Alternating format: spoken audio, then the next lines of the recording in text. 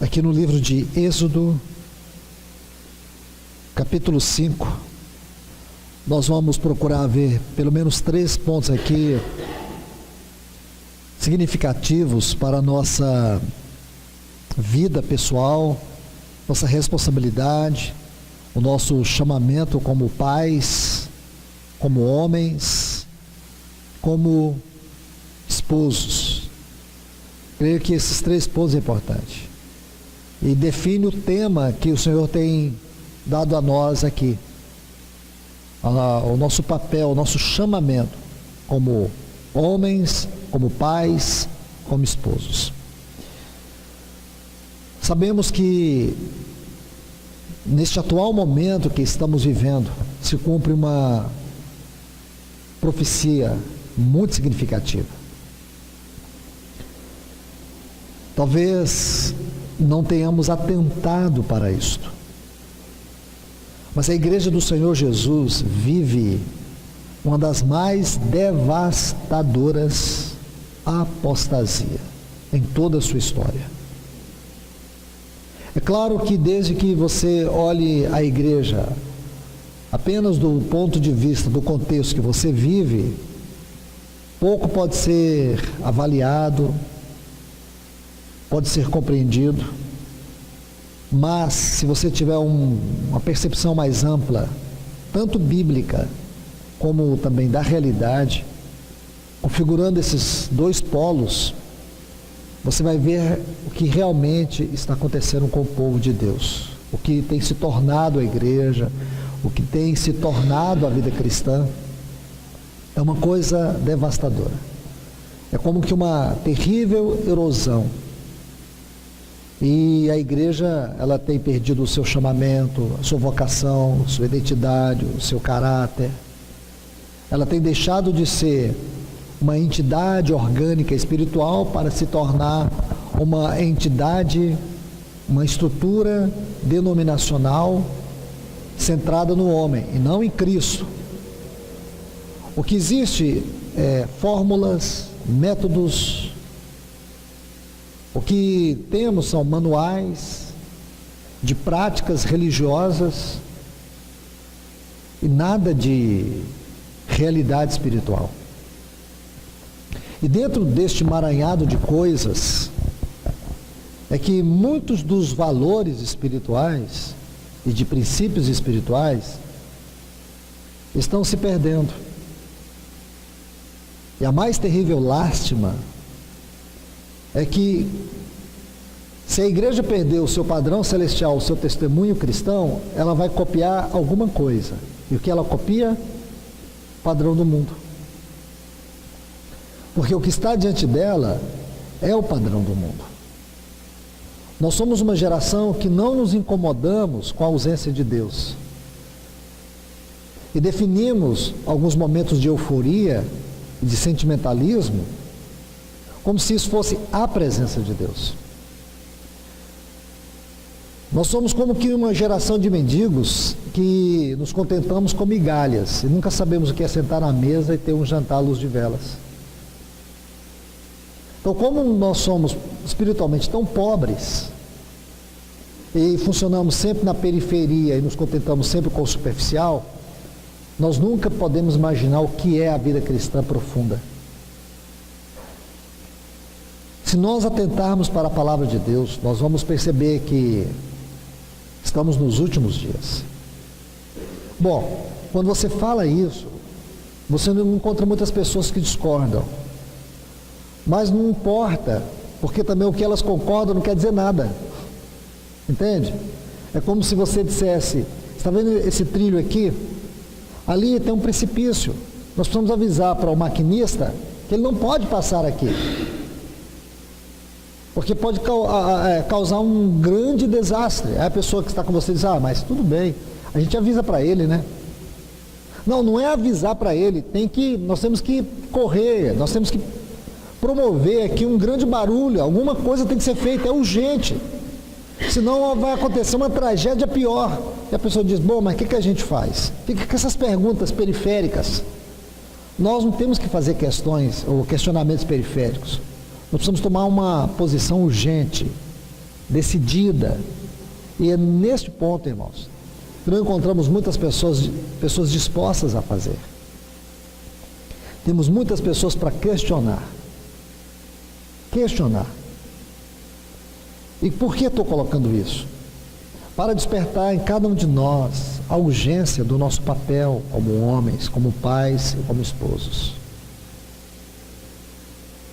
Porque a igreja necessita urgentemente, irmãos, de que nós venhamos nos posicionar desde a nossa casa e que isso possa ter reflexo na vida da igreja. Nós estamos esperando que alguma coisa aconteça na reunião. O sentimento que tenho, irmãos, até onde consigo enxergar, é que as coisas precisam acontecer lá em casa. É desde a minha casa, não é desde a reunião. Claro, aqui nós temos a oportunidade de ouvir a voz do Senhor.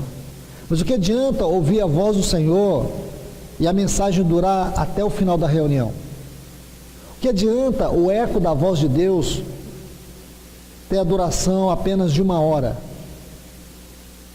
Ao final da reunião, nós não temos um coração rendido, quebrantado. No dia a dia, nós já esquecemos tudo que foi ministrado. Não teve implicações no nosso relacionamento pessoal com Deus, não teve implicações no nosso relacionamento com a nossa esposa, com os nossos filhos, com as nossas finanças. Quer dizer, tudo que Deus fala tem um tempo muito limitado de duração na nossa vida. Não deveria ser assim, irmãos. Não deveria ser assim. Nós precisamos considerar com o coração rendido, quebrantado, aquilo que Deus nos fala, porque o que Deus nos fala é espírito e vida. Mas desde que você não absorva isso como espírito e vida, então será condenação e morte. Quando nós tratamos as coisas do Senhor de uma maneira banal, você vê que isso traz consequências devastadoras. Você se lembra quando Davi, ele procurou trazer a arca para Israel? A Bíblia diz que ele foi procurar conselho com os capitães, com os homens de guerra. Ele não foi procurar conselho com os homens que estavam relacionados com as coisas espirituais. A arca não era um instrumento de guerra. A arca era um instrumento espiritual. O sentido dela era a expressão do testemunho da presença de Deus no meio do seu povo. E quem levou a arca para a guerra foram os filhos caídos de Eli. Foram os filhos caídos de Eli que levaram ela para a guerra. Lá em Ebenezer, eles levaram ela para a guerra, porque eles estavam perdendo a batalha para os filisteus, e ali eles perderam a batalha, eles morreram e a arca foi levada. E durante 7 meses ela esteve no território dos filisteus. E por mais de 20 anos ela esteve na casa de Abinadab. Então Davi agora vai trazer a arca. E quando ele vai trazer a arca, o que aconteceu? Fabricaram um carro, colocaram a arca em cima e fizeram uma festa. Se você olha todo esse quadro, é a visão do que se busca de avivamento nos nossos dias, irmãos. Nós queremos os valores espirituais, mas à nossa maneira. Nós queremos que Deus restaure a sua igreja, mas do nosso jeito. Nós queremos uma coisa que funcione segundo os padrões do nosso conceito, da nossa mente, não de acordo com o padrão celestial. A triste situação, irmãos, é que nós temos perdido o padrão celestial porque nós estamos desconectados com os céus. Os nossos valores se medem pelos nossos conceitos mundanos e humanos. Não deveria ser assim, irmãos. Não é que temos que espiritualizar tudo, é que nós precisamos entender que, desde que nós nascemos de novo, nós nascemos para o alto. Não foi simplesmente um nascimento religioso. Não foi porque agora você teve um conceito de certo e errado. O novo nascimento implica que o elemento vivo da vida divina, ele penetrou todo o seu ser. Significa que o sangue derramado na cruz apagou todo o seu passado. E Deus jamais vai lançar na sua cara aquilo que Ele já te perdoou. Você estava morto em delitos e pecados. Agora você passou a ter uma vida. E que vida é esta? A vida incriada do Filho de Deus passa a ser o elemento vivo da sua vida. Significa que você estava no império de trevas, de condenação, como filhos da ira. Agora você está no reino de Cristo, no reino do Filho. Significa que você era filho da ira, agora você é filho do amor eterno de Deus. Significa que você nasceu condenado ao inferno, agora você está destinado à glória eterna. Eu poderia fazer esse paradoxo e continuar nele, mas isso já basta para dizer que nós somos novas criaturas. E isso implica uma posição gloriosa, é a mais alta de todas. Agora nós temos a posição de filhos de Deus. E essa posição é uma posição eterna. É uma posição eterna. E dentro dessa posição, nós somos desafiados, quero usar essa palavra com muito cuidado, a alcançar as esferas mais elevadas do reino de Cristo Jesus. Isso implica obra. No primeiro passo, implicou a graça. Implicou a graça, salvação. Agora nós temos não só a salvação, mas nós temos o privilégio de alcançar o reino. Isso envolve responsabilidade, isso envolve serviço, isso envolve caráter. Quanto à salvação, Jesus deu sua vida por nós. Quanto ao reino, nós temos que dar nossa vida por ele. Quanto à salvação, o trabalho foi de Cristo. Quanto ao reino, o trabalho é nosso. Agora temos que trabalhar, temos que pelejar, temos que desenvolver a nossa salvação. Temos que esforçar para entrar no reino. Tem que haver obras, tem que haver fruto. Para a salvação, não precisa obra. Toda obra Cristo fez. Para o reino, tem que haver obra. Tem que haver trabalho. Tem que haver fruto. Segundo aos Coríntios 5,10, diz que todas as nossas obras serão julgadas. Irmãos, olha que exercício você tem para alguns anos aí, se você quiser. Estude os ensinos de Cristo nos Evangelhos. Você vai ver, ele ensinou muito mais sobre reino do que sobre salvação. Jesus ensinou muito mais sobre reino do que sobre salvação. Os apóstolos deram muito mais ênfase no ensino do reino do que no ensino da salvação. É que a salvação é menos importante? De forma alguma. Nunca teríamos o reino sem a salvação. Nunca teremos o perdão sem a salvação. Nunca. Porque a salvação, a obra de Cristo, redentora de Cristo, é o pilar de tudo, é o fundamento de tudo. Nós colocamos assim, é o aspecto objetivo, e o reino é o aspecto subjetivo. A salvação se relaciona com a nossa vida no passado e com a nossa vida no futuro. O que fizemos e o que seremos. O reino implica a nossa vida futura. E ele tem 3 fases. A primeira fase, você vai encontrar em Lucas capítulo 11, capítulo 17. O reino de Deus nessa esfera presente. Aqui é fruto do Espírito. Então, a partir de Gálatas capítulo 5, a partir do versículo 16, andai no Espírito e jamais satisfareis as obras da carne. A palavra que é andai, está vendo? É atitude, é comportamento, é caráter. Você vê ali as obras da carne. Paulo cita 9 itens que compõem as obras da carne. E como que nós vamos poder vencer as obras da carne? Jejuando? Não, você pode jejuar o tanto que você quiser. Mas não é isso que a Bíblia ensina. É importante o jejum desde que você saiba o que é jejuar. Porque as pessoas limitam o jejum apenas a não comer. E jejum é mais fome de Deus do que não comer nada. Não adianta você jejuar se você não tem fome de Deus. Não adianta jejuar se você não busca a mente e a vontade de Deus. Então, escute.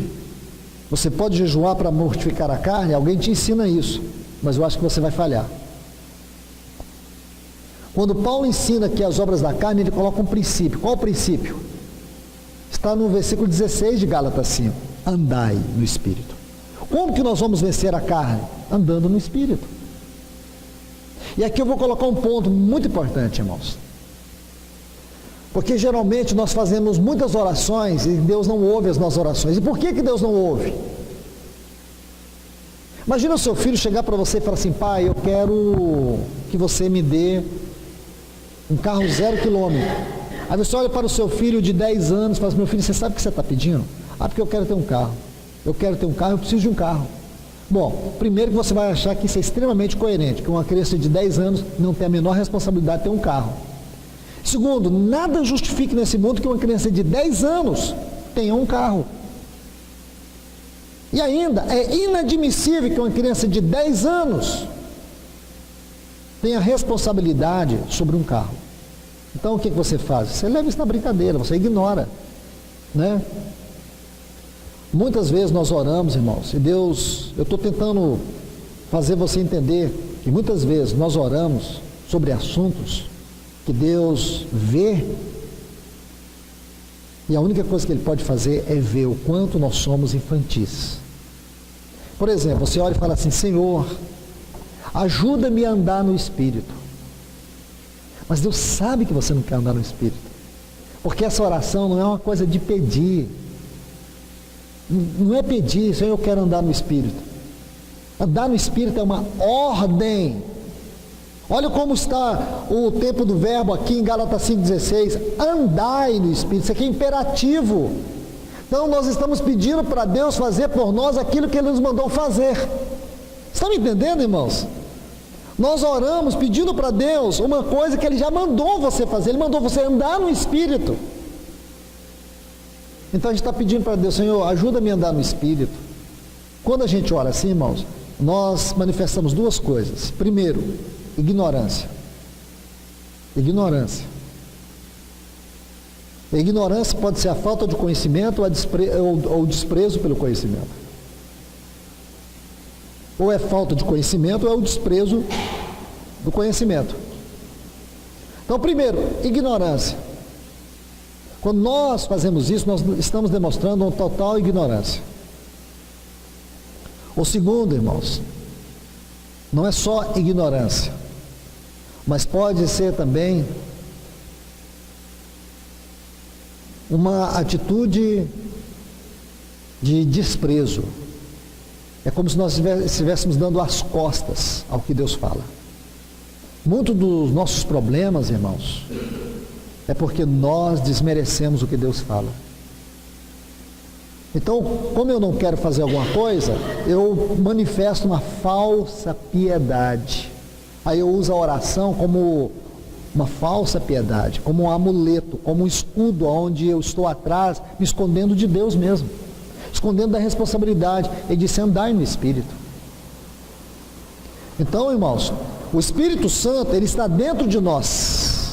Lembra que Jesus disse: e Ele vos guiará em toda verdade. Então veja bem, Deus nos deu o Espírito Santo para nos guiar na verdade, e Ele nos deu uma ordenança de como andar na verdade. Andai no Espírito. Se eu andar no Espírito, eu serei guiado na verdade, eu andarei em toda a verdade. Eu não vou precisar de um manual, eu vou precisar de um relacionamento. Quando Deus criou o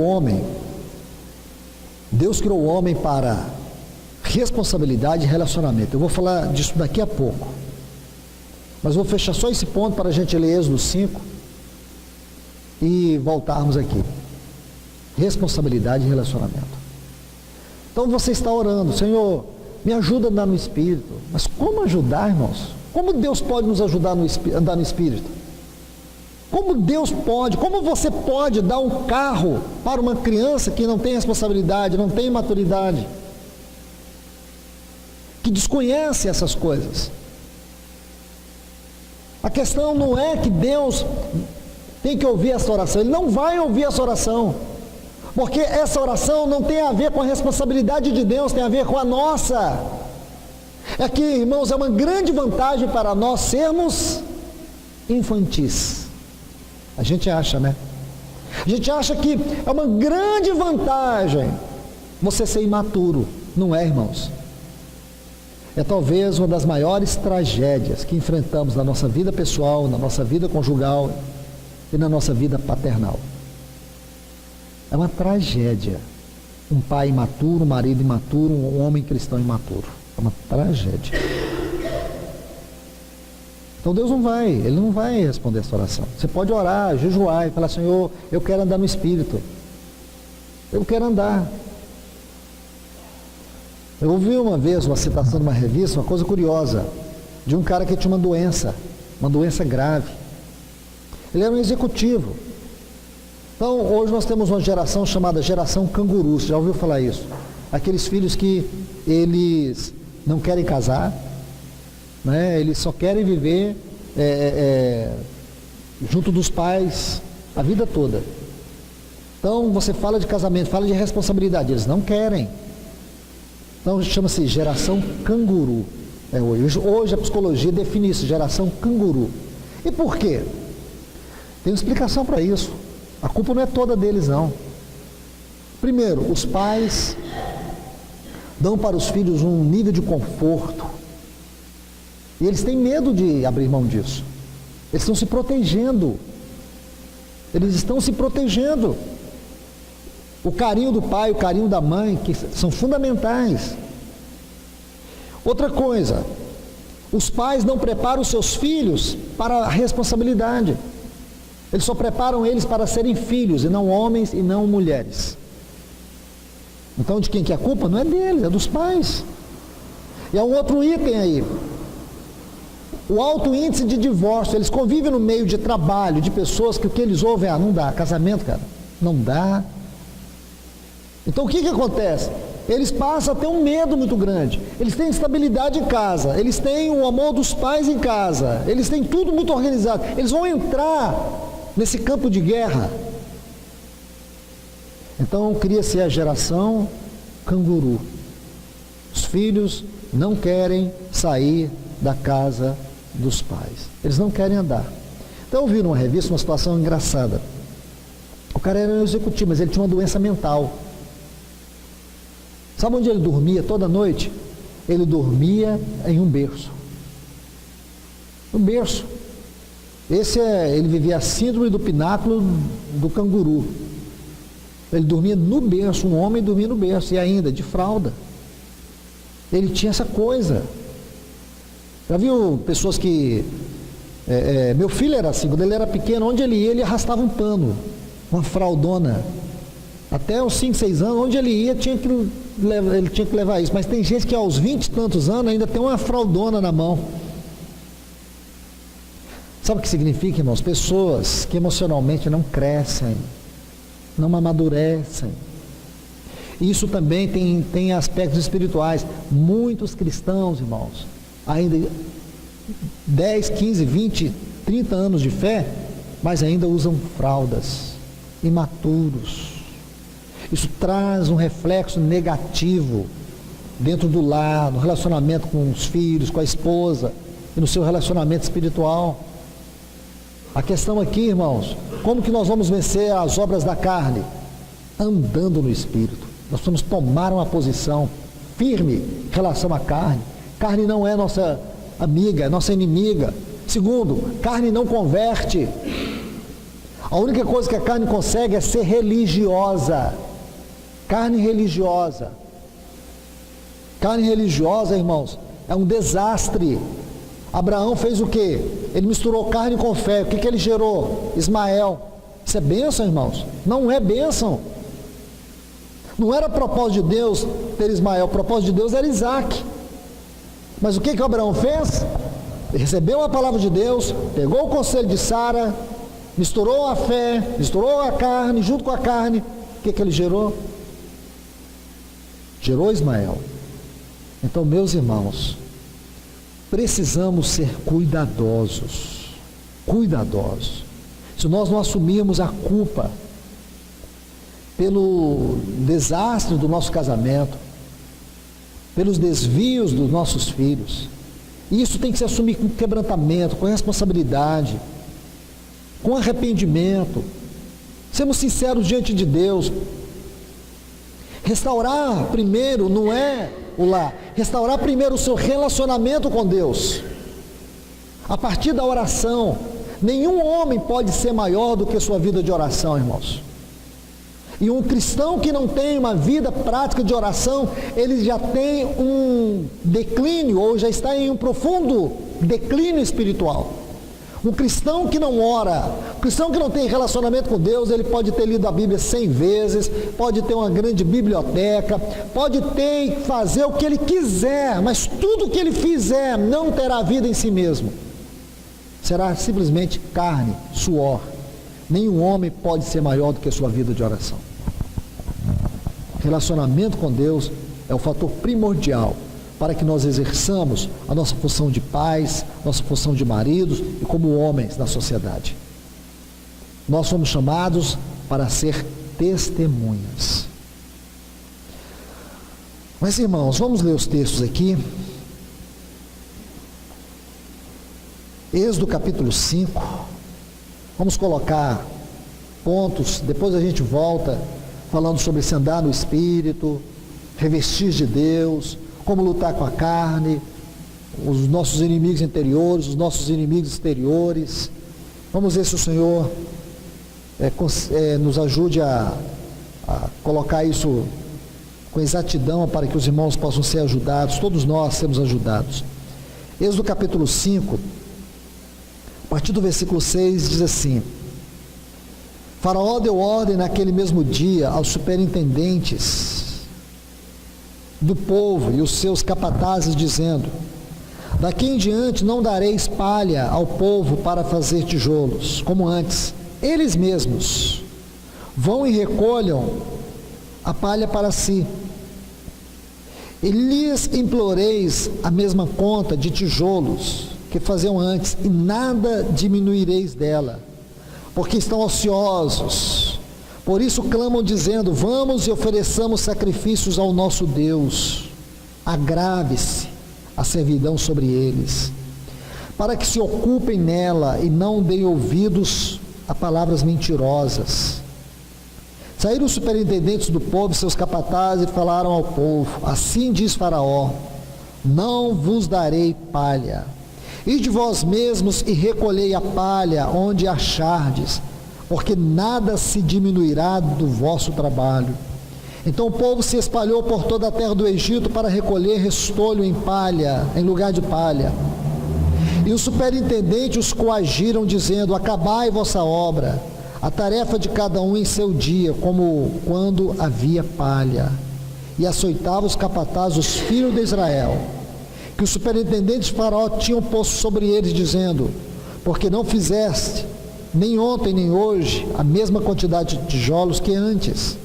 E os capatazes dos filhos de Israel foram a Faraó e clamaram, dizendo: por que fazes isso com teus servos?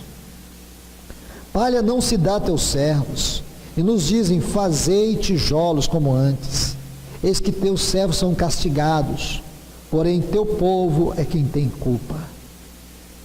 Somente até aqui, irmãos.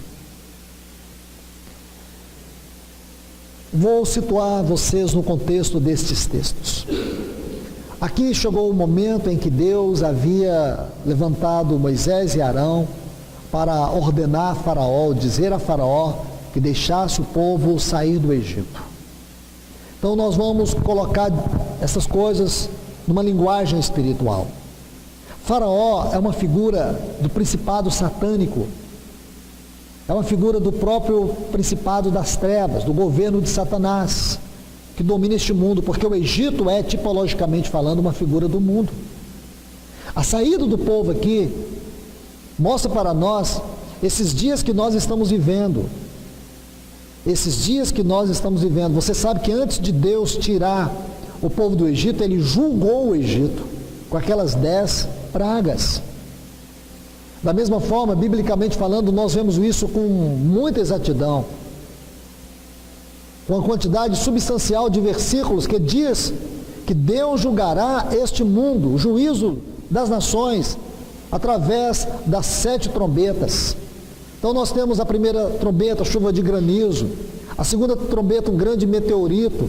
A terceira trombeta, uma pedra de absinto cairá sobre as fontes das águas. A quarta trombeta, haverá trevas sobre toda essa terra.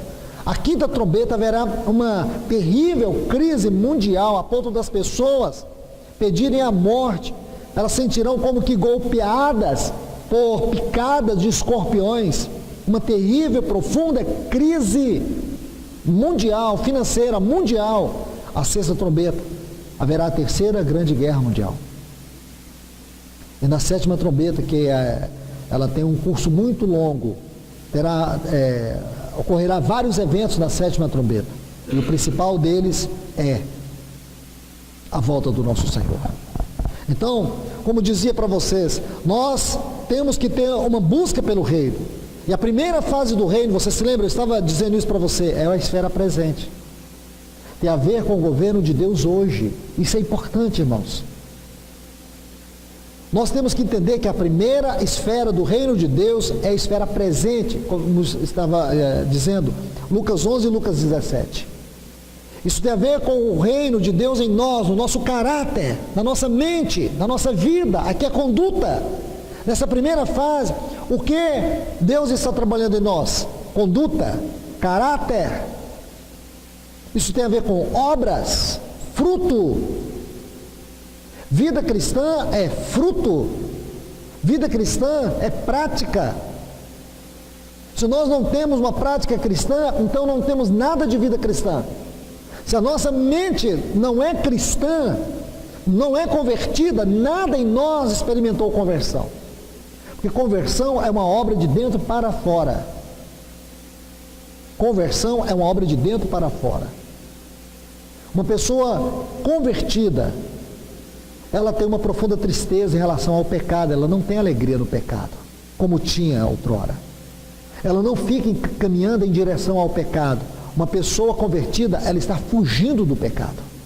Ela está lutando contra o pecado. Pecado é natureza. Como eu disse, carne não converte. Pecado é natureza. Ego não converte. Por isso que o trabalho da cruz é tão importante, irmãos. E o princípio da cruz é aceitar a vontade de Deus sobre nós e negar a nós mesmos. Aceitar a vontade de Deus implica inevitavelmente negar a vontade da nossa carne. Então veja, meus irmãos, aqui nós temos que ver uma outra fase do reino. Está em Apocalipse 20, versículo 6. Nessa fase, o Apocalipse dá um tempo, que esse período vai durar 1000 anos, e a igreja e Cristo vai reinar, Cristo vai estabelecer seu reino na terra. Depois da sua segunda vinda, ele vai estabelecer o seu reino na terra. Nesse tempo terá sido Satanás aprisionado, ele já terá finalizado o julgamento das nações, e os remanescentes desse julgamento habitarão a terra, e a igreja, que é a parte mais importante nesse contexto, na esfera da humanidade, virá com Cristo e reinará com Cristo. E tudo que existe hoje, modelo de ordem, de governo que há no mundo, é simplesmente uma ideia daquilo que vai se estabelecer em glória através de Cristo e da igreja. E sabemos em Apocalipse 20, no final, que haverá uma insurreição global, Satanás será solto, e ele terá um tempo, e ele vai enganar as nações, ele vai perverter as nações, levantará as nações contra Cristo e o seu povo, e aí nós teremos o juízo de Deus, que é chamado de juízo final. E aí vamos para a terceira fase do reino, que está nos capítulos 21 e 22 de Apocalipse, que é a Nova Jerusalém. É um assunto muito longo e eu não me atrevo nem a começar a falar sobre isso. Mas o capítulo 21 e 22 de Apocalipse é de uma dimensão, de uma profundidade, de uma altura, de uma largura, que, irmãos, precisamos de muitas e muitas e muitas horas para meditar nos mínimos detalhes desses dois capítulos, para nós entendermos a glória do reino. Mas em síntese, o reino de Deus envolve responsabilidade. E nós temos que ter essa noção. Senão, irmãos, vamos viver a vida cristã, sabe como? De qualquer maneira. Vamos fazer da vida cristã apenas uma questão opcional na nossa vida. Irmãos, a vida cristã não é uma questão opcional, é uma questão radical. É uma mudança de trevas para a luz. de homens condenados para homens justificados, homens destinados ao inferno para homens que serão destinados à glória eterna. Então, se isto é fato, nós não podemos brincar de ser cristãos. Nós precisamos ter uma conduta cristã em todos os sentidos, a despeito das nossas falhas, da nossa natureza, das lutas que temos. Mas a despeito de tudo isso, irmãos, Deus nos deu provisão suficiente em seu Filho, e o seu Espírito está trabalhando tudo isso para que nós sejamos esses instrumentos de graça, esses instrumentos de bênção, como homens, como pais e como maridos. Vamos voltar aqui para esses textos que lemos. Aqui, como já lhes disse, o contexto tipológico e a aplicação que se tem aqui nos remete aos nossos dias e à iminência da volta do Senhor.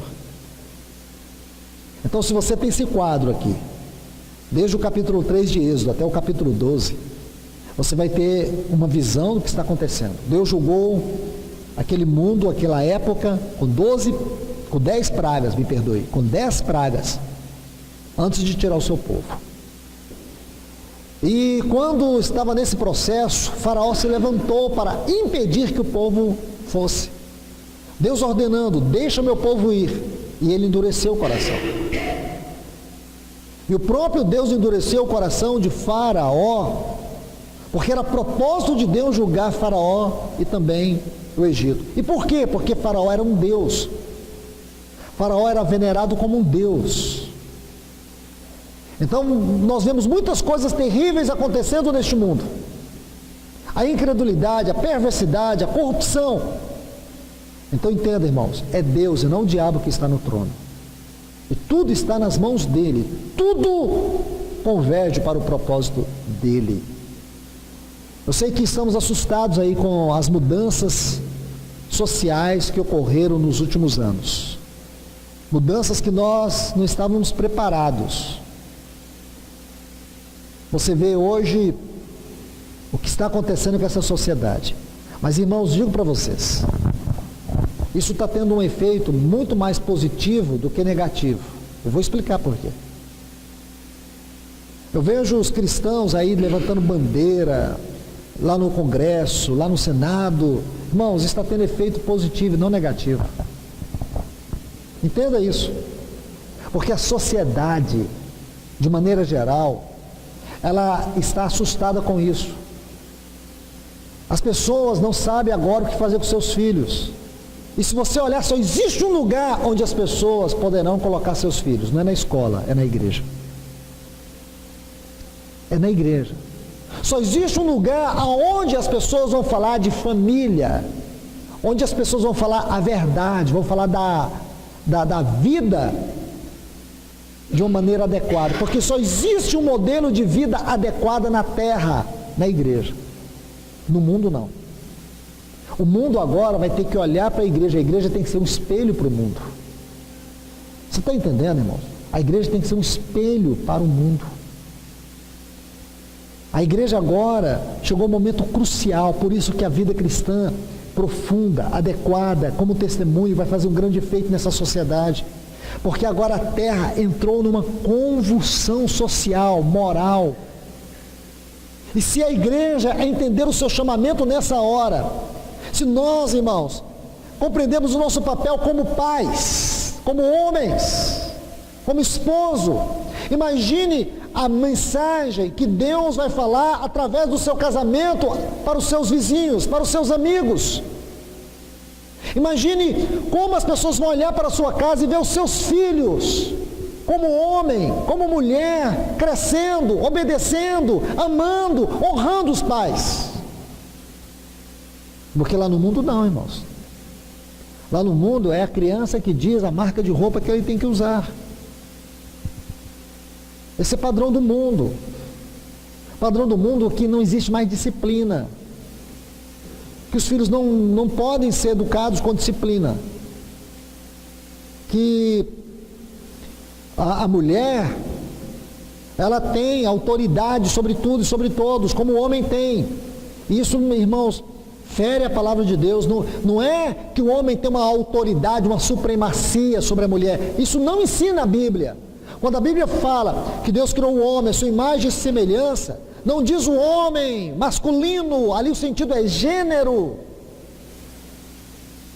Deus disse assim, dominai. Vamos ver os textos, irmãos, é melhor citar os textos. É uma verdade tão importante que a gente corre o risco de fazer uma citação e perder a grandeza da exposição.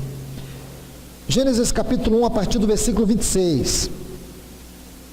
Então disse Deus, façamos o homem, nossa imagem, conforme nossa semelhança, e domine sobre os peixes do mar, sobre as aves do céu, sobre os répteis, o gado, e sobre toda a terra, e sobre todo réptil que se move sobre a terra. Criou, pois, Deus o homem, a sua imagem e semelhança. O criou, macho e fêmea.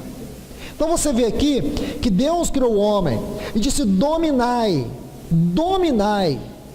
Então perceba, Deus criou quem? Macho e fêmea. Disse dominai. Dominai. E se você observar o versículo 28, e Deus os, está vendo aqui plural, os abençoou. Ele disse frutificai-vos, multiplicai-vos. Estão vendo? Enchei a terra, sujeitai-a. A mesma palavra aqui, irmãos, no sentido de dominar. Então como que é isso, irmãos? Alto lá, vamos devagar. Isso não quer dizer, irmãos, que ambos recebem de Deus um chamado para exercer o domínio independente. Não, porque não era isso que estava na mente de Deus. Vou colocar isso com mais cuidado e com mais propriedade. Veja aqui o capítulo 2. Estão vendo? Você vai ver a criação do homem, versículo 7. Então o Senhor Deus formou o homem do pó da terra e soprou nas suas narinas o fôlego de vida, e o homem se tornou um ser vivente. Então aqui nós temos a criação do homem. Agora veja a criação da mulher, capítulo 2, versículo 22. E da costela que o Senhor Deus tomou do homem, formou uma mulher e a trouxe ao homem. Agora vamos explicar isso à luz de tudo que lemos. Veja bem, a questão é que as pessoas colocam as passagens bíblicas de forma cronológica quando não é necessário, quando elas não estão em ordem cronológica. Gênesis capítulo 1 é uma exposição geral. Gênesis capítulo 1, nós temos uma exposição geral da criação. Em Gênesis capítulo 2, nós temos uma exposição distinta de como cada um foi criado. Então, quando o Espírito Santo inspirou Moisés em Gênesis 1, fez uma exposição geral da criação de todas as coisas e também do homem. Aqui, quando você chega no versículo 26, você não pode achar que quando Deus diz assim, façamos o homem, Ele está se referindo apenas a Adão. Porque lá embaixo diz macho e fêmea. Então isso já corrige qualquer pretensão errada da interpretação. Aí depois você vai ver que o Espírito Santo, de maneira cuidadosa, didática, ele vai falar como o homem foi criado e como a mulher foi criado. Então você tem que pegar esses pontos distintos e analisá-los no ponto geral, porque aí você vai ter a revelação plena. Então veja bem, primeiro nós vemos Deus criou o homem, a sua imagem e semelhança, macho e fêmea os criou. Lá atrás Deus diz assim no versículo 26, dominai. Agora, se você observar o versículo 28, ele diz sujeitai-a, mas ele está falando do casal. E a palavra sujeitar e dominar tem o mesmo sentido no texto hebraico. Então, nós temos aqui uma exposição doutrinária muito clara. Em momento algum, a ênfase aqui recai sobre Adão, mas sobre os dois. Agora, de maneira didática, o Espírito Santo vai nos mostrar como que o homem foi criado. Ele foi criado do pó da terra. E a mulher não foi criada do pó da terra. O curioso é que a mulher, ela foi criada a partir de Adão. Ela foi criada dele. E mais interessante, essa palavra aqui, ó, e da costela, Gênesis 2, 22, e da costela que o Senhor tomou do homem, formou uma mulher e a trouxe ao homem. Essa palavra formou é o vocábulo hebraico baná. Se você quiser uma explicação melhor dessa palavra, Você vai para Gênesis 4:17, quando você vai ver que Caim edificou uma cidade. Edificou, é essa palavra. Edificou. Coabitou Caim com sua mulher e concebeu e deu à luz a Enoque, e edificou uma cidade. Está vendo aqui a palavra edificou? Essa palavra no hebraico é bana, é a mesma palavra que está aqui, formou. Curioso, não é, irmãos? Muito curioso. O problema, irmãos, é quando nós procuramos interpretar a Bíblia de maneira limitada, com a nossa mente intelectual. Intelectualizar a interpretação da Bíblia é desmerecer a sua espiritualidade. E aí nós ficamos em torno do trivial e não do essencial. Então, cuidadosamente, o Espírito Santo veio e colocou isso para nós. E só Ele para nos ensinar a ver, irmãos. Olha aqui, o homem foi criado do pó da terra. A mulher foi criada a partir do homem. O homem foi criado, a mulher foi edificada. Por quê? Vamos dizer que o propósito de Deus é que este homem e essa mulher represente o coração de Deus em seu eterno propósito. Então, no propósito eterno de Deus, o que ocupa o seu coração? Duas coisas: Cristo e a igreja. O que quer dizer que o nosso casamento, irmãos, ele tem esse aspecto singular. O nosso casamento significa que a primeira esfera daquilo que é Cristo e a igreja deve ser visto no nosso casamento. Tudo que nós pensarmos acerca da igreja, acerca de Cristo, em primeiro lugar devemos ver isso no nosso casamento. Por que que há muitos fracassos? Por que que não há perdão? Por que que vai chegando um momento, o amor vai acabando? Aí o homem já não quer mais aquela mulher, ele está pensando numa mais nova. Porque o amor acabou. Mas sabe por que o amor acabou? Porque o amor nunca existiu. O amor que existia é um amor erotizado. A palavra amor, na literatura, tanto literatura teológica, como na literatura filosófica, na literatura secular, encontra 4 vocábulos principais. Um deles fala de um desejo forte, de um sentimento forte por algo ou por alguma coisa. O termo é paramútia.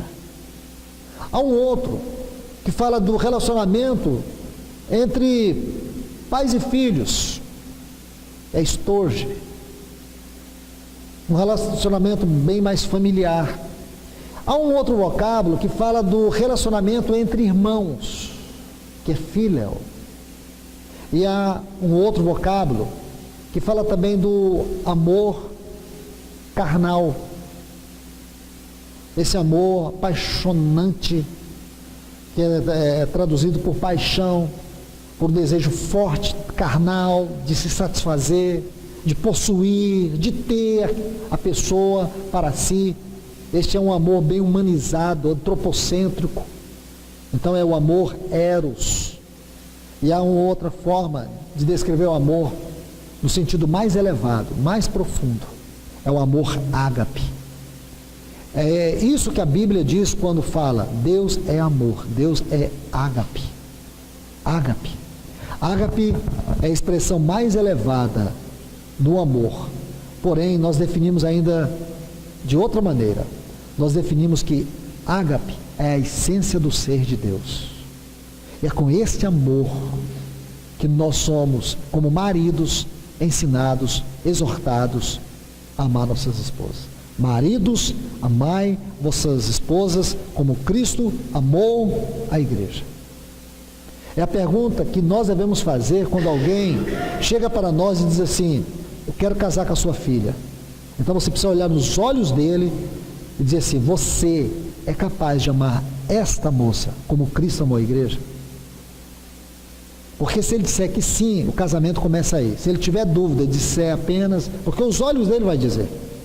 Porque se não for, irmãos, nenhum homem conseguirá manter o casamento numa esfera elevada de amor, comunhão, cuidado, de suportar mesmo, de sofrer, porque tudo isso envolve como Cristo amou a igreja, ele sofreu por ela. Ele amou ela quando ela não o amava. Ele se deu por ela, mas ela não se dá por ele. E ele diz assim: tendo amado os seus, os amou até o fim.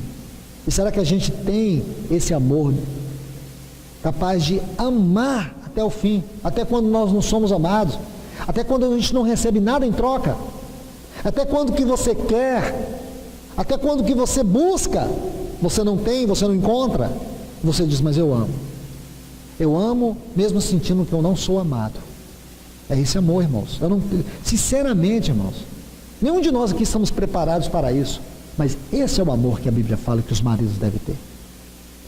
Porque no casamento nós precisamos pensar em Cristo e na igreja. Porque a primeira realidade daquilo que é Cristo, daquilo que é a igreja, precisa ser experimentado e desfrutado dentro da nossa casa. Se não for assim, irmãos, então nós estamos edificando casa e não lar. Casa não é difícil edificar, irmãos. Até o governo ajuda. Ele tem um projeto, Minha Casa Minha Vida. Ele te ajuda a ter uma casa. Casa você pode ir construindo, à medida que você tem um dinheiro sobrando, vai lá, coloca um tijolo, vai construindo aos poucos. Isso é casa, isso não é lar. Lá é o que está dentro. Lá, no sentido bíblico, é muito mais profundo do que uma casa. Lá é um conceito divino, é um conceito espiritual. Casa é um conceito genérico. E nós precisamos estar preocupados com o lar e não com a casa. Então, quando as pessoas, elas casam, qual é a primeira preocupação delas? Se não tem, elas já querem ter uma casa, né? A primeira preocupação num casamento deve ser o lar. O lar. Porque se a casa surgir do lar, os conceitos mudam, os fundamentos são outros. Aí você precisa colocar fundamentos no coração e não na terra. Então a gente preocupa com os fundamentos da casa e não do lar. As pessoas entram num casamento pensando nos fundamentos da casa e não nos fundamentos do lar. Então, meus irmãos, vamos voltar aqui para os textos. Nós vimos aqui sobre o homem e mulher, macho e fêmea, propósito eterno de Deus. O homem foi criado do pó da terra, a mulher foi criada do homem. E se você olhar aqui no versículo 24, diz: portanto deixará o seu pai e sua mãe, se unirá a sua mulher, e ambos se tornarão uma só carne. Quando você termina esse versículo 24, então, o que significa? Primeiro, que você já tem uma visão de todo o quadro da criação do homem e da mulher. Eu posso dizer para você que desde o versículo 26 do capítulo 1 de Gênesis até o versículo 24 do capítulo 2, nós temos a descrição da criação do homem. Do homem. Não apenas a descrição, mas o propósito de Deus na criação do homem. Então vamos colocar aqui os itens desse propósito. Primeiro, temos essa descrição. Segundo, vejamos qual é o propósito. Então o propósito é que os dois dominem, isto é, que por meio deles Deus irá expressar a sua autoridade, tanto sobre o mundo, como também sobre a criação. Este era o propósito de Deus, ou por que não dizer, esse é o propósito de Deus por meio do casamento. Mas sabemos que aquele casal fracassou, e a autoridade de Deus que se expressaria por meio dele sobre a criação foi perdida. Foi perdida. Então veja, aqui é um item muito importante. No versículo 24 do capítulo 2, quando diz que Deus criou a mulher, aí depois Deus conclui dizendo assim, através da descrição que o Espírito colocou em Moisés, e os dois se tornarão uma só carne. Então é nesta vida de unidade. Irmãos, nunca, outro item que nós buscamos tanto na igreja, comunhão. Comunhão. Por que que a comunhão não é uma realidade plena na igreja? E digo para vocês, irmãos, comunhão é um fundamento. Vamos ter a igreja. Aí o que a gente pensa? Pessoa jurídica. Qual o nome? Né? Qual o nome? Segundo, aonde? Segundo, aonde nós vamos construir a igreja? Terceiro, como vamos construir a igreja? Então a gente pensa em tudo isso. E depois, irmãos, você descobre que na Bíblia nada disso é igreja. Fundamento da igreja. Sabe qual é o fundamento da igreja? Um deles, comunhão. A palavra, a doutrina dos apóstolos, comunhão, reunião da mesa e as orações. Estão vendo, irmãos? Comunhão é um fundamento. Qual é a primeira realidade de vida de comunhão que nós desfrutamos, experimentamos? Aonde? Casamento. Casamento.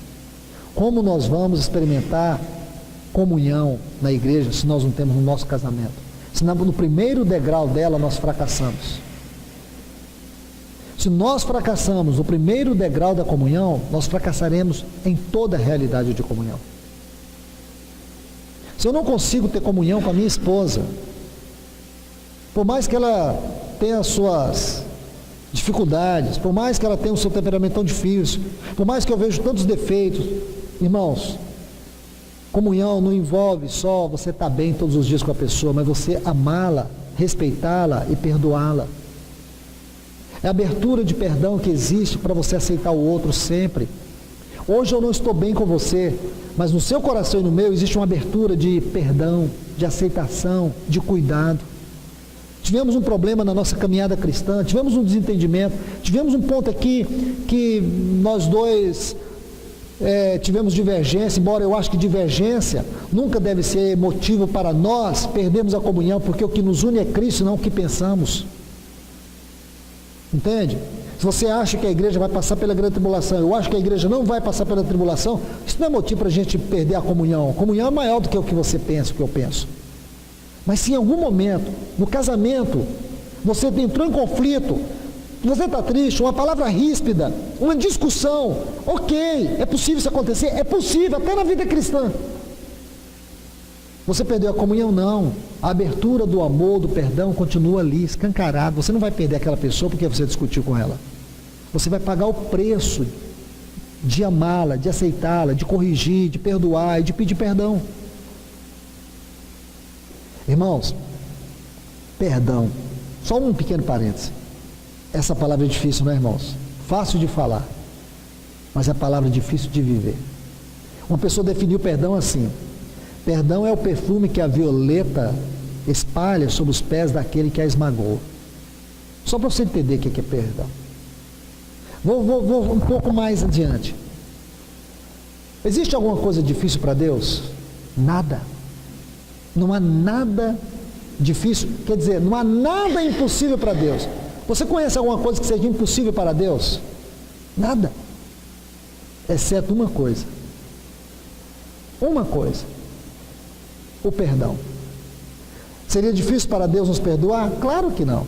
Ele poderia ter perdoado assim, ó: haja perdão, pronto, haveria perdão, acabou, céus e terra, todo mundo em paz, Adão e Eva voltam para o paraíso, a serpente some e está tudo de volta ao paraíso e vamos seguir em frente. Só que existe algo em Deus que chama-se justiça, glória. Ele não poderia nos perdoar apenas ordenando perdão, entende? Porque se ele fizesse isso, ele iria fazer contrariando sua justiça. Então como que Deus poderia nos perdoar? Ele não podia dizer assim para Adão: tudo bem, Adão, tudo bem, vamos esquecer tudo. Ele não podia dizer isso para Adão: vamos esquecer tudo que Eva fez, certo?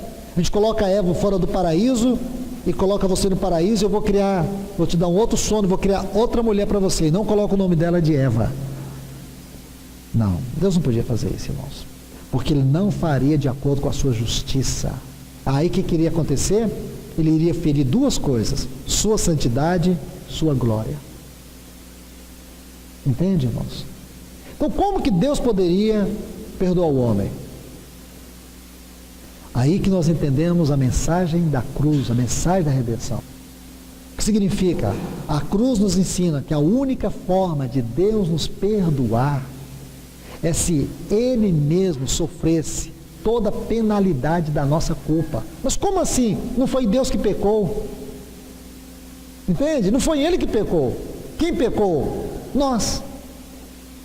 Então, se nós pecamos, isto é, se Adão pecou, que Adão morra pelo seu pecado. Não é verdade?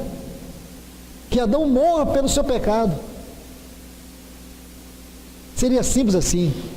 Não foi. Então Deus teria mais um outro problema.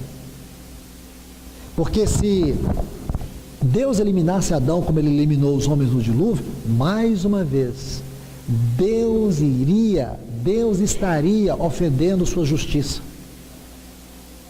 Deus estaria ofendendo sua justiça e Ele estaria negando o seu eterno propósito. Por isso que entender Efésios capítulo 1 e 2 é tão fundamental. Então o que Efésios capítulo 1 e capítulo 2 nos ensina? Que o pecado, ele não... o pecado não é apenas um acidente de percurso, mas é um item que compõe o eterno propósito de Deus. Nunca o homem conheceria o amor de Deus se não fosse através do mundo de pecado.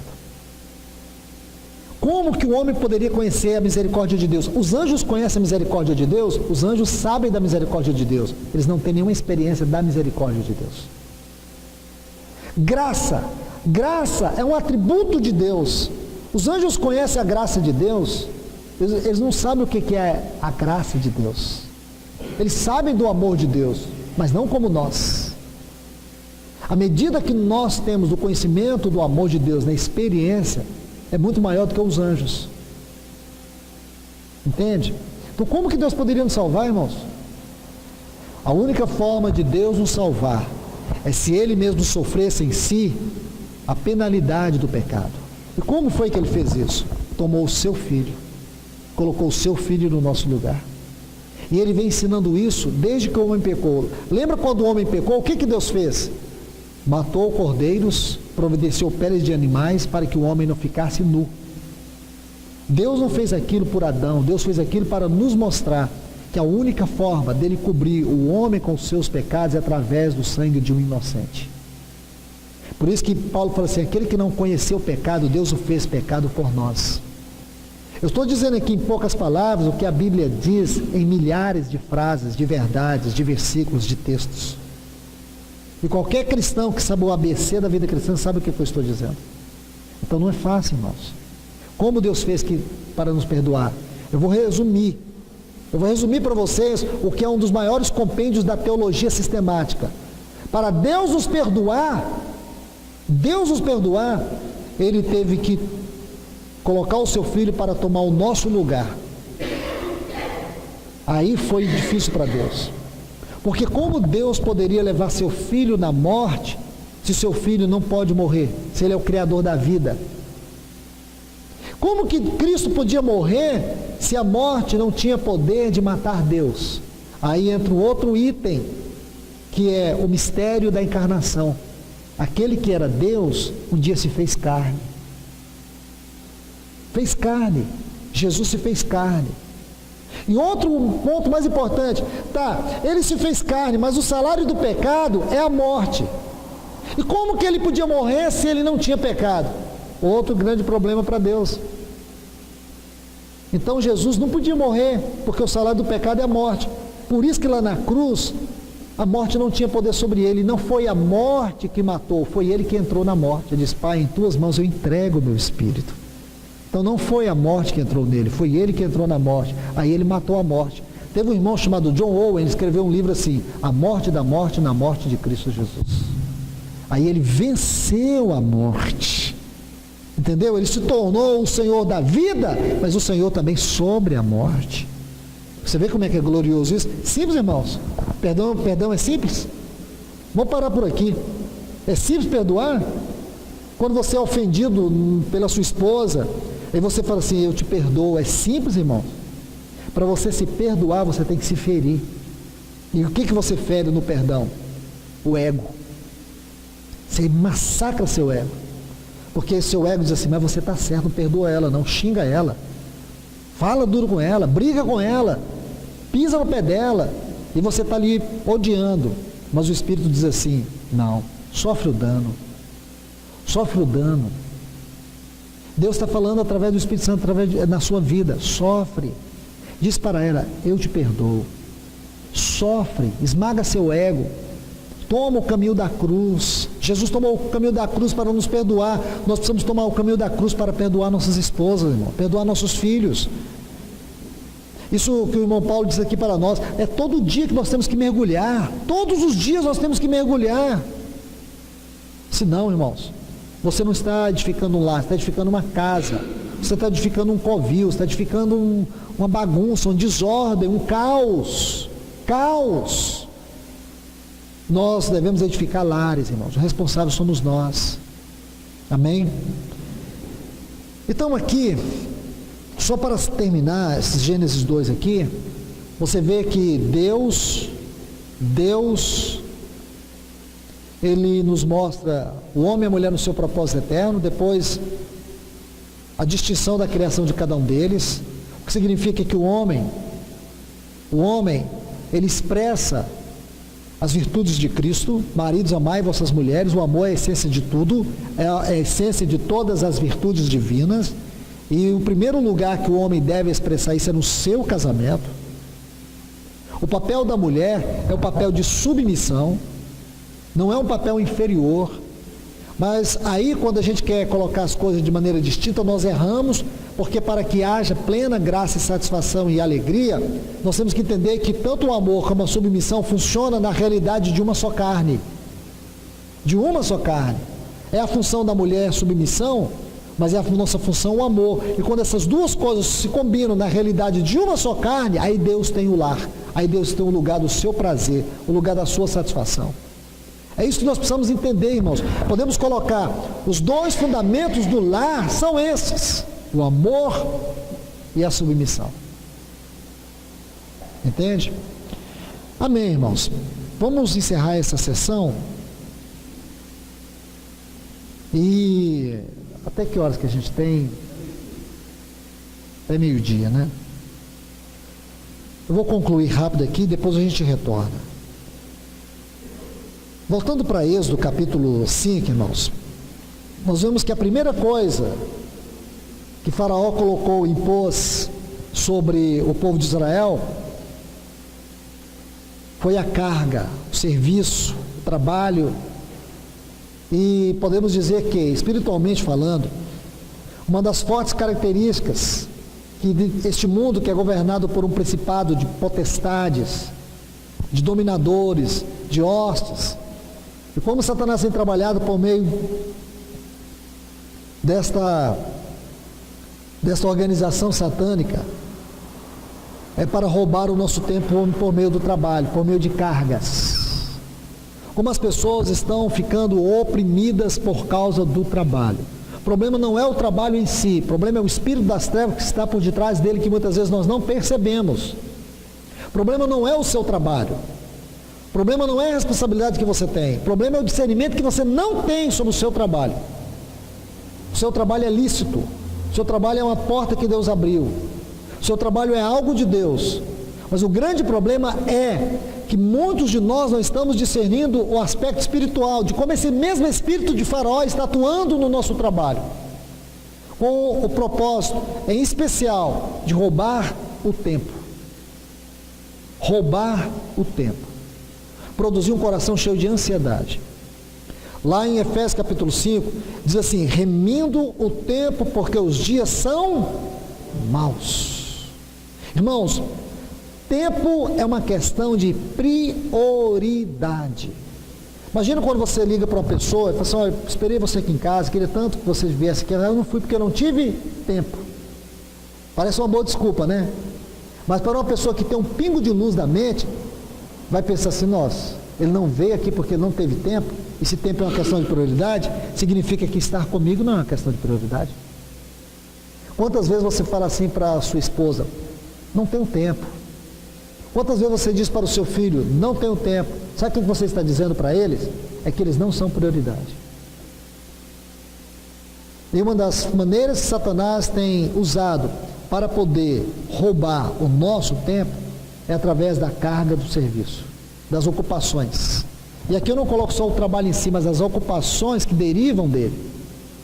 É você não discernir, é você não perceber que isso tem sido uma terrível artimanha de Satanás, que tanto te produz em você um cansaço, que ele chega a não ser apenas físico, mas chega a ser um cansaço espiritual. Porque quanto ao cansaço físico, você sente um peso sobre o seu corpo, porém isso também produz um cansaço espiritual, e é um desânimo com os valores espirituais.